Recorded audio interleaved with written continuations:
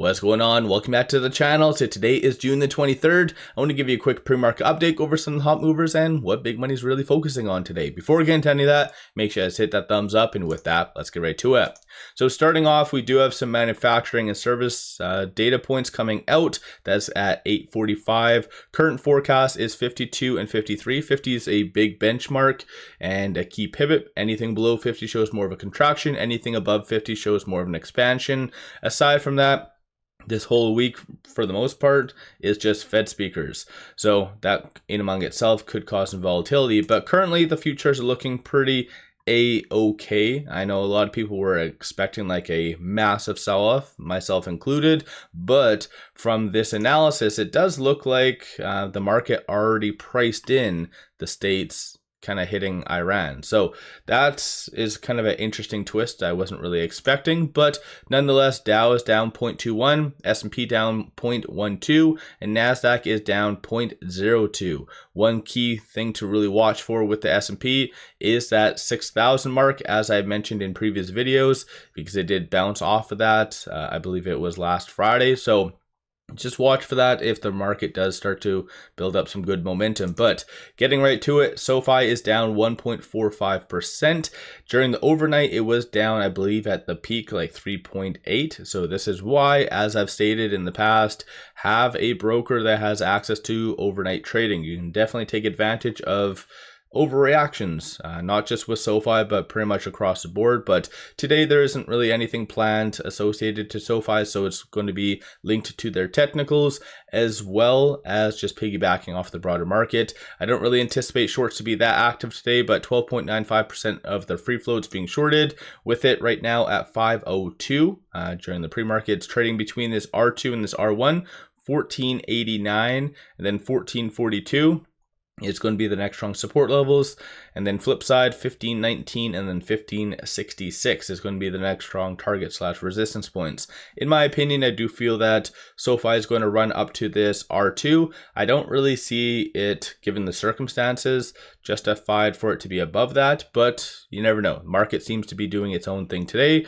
Moving on, him and hers health is down 21% because of this. So ending of a collaboration with Novo. So that's clearly a big deal, because that was one of the biggest things that really pushed it up like 30% one day or something like that. So yep, that's what's really impacting that. Shorts, I'm sure, are going to have their time in the sun today. So 32.57% of the free floats being shorted. So anticipate shorts to most likely hit the stock price every time it starts to kind of push higher. So I think shorts regrettably will be in control today, but with it at $50 and change, it is trading between this pivot and this S1. So if you are going to see any sort of recovery, it'll be that 51.49. That'll be a key pivot for today, so just watch for that.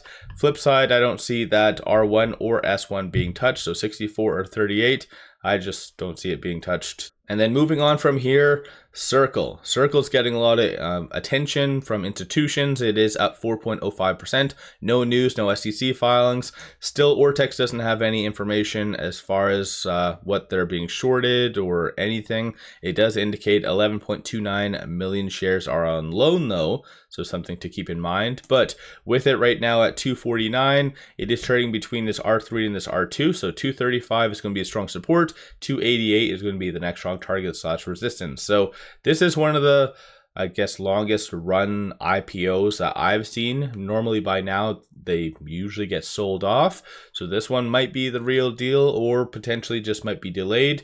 What is your general viewpoint on that? SMCI is down 3.24% because they did launch a $2 billion convertible debt product, so that obviously isn't all that great. Market typically doesn't really like those, but 19.35% of the free float is being shorted. Works out to be 93 million shares overall are being shorted. So with it right now though at 43 and change, it is trading between this R1 and the pivot. 39 is going to be a strong support. 46 is going to be the next strong target / resistance. And then last but not least, Indonesia Energy Corp is up 17%. No news, no SEC filings, rather what is happening in the Middle East. Clearly this stock has ties to that and is benefiting from higher oil prices. So things could get very real very fast for oil. I think some projections are that it could reach, if that strait is actually closed, anywhere from like $120 to $130.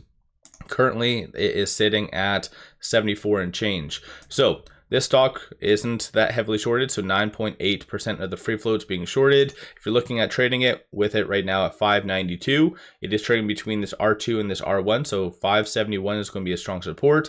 680 is going to be the next strong target / resistance. So let me know your thoughts on these stocks. Is there any other stocks that's floating your boat? Don't forget to hit that thumbs up and subscribe. And with all that, appreciate all of you watching.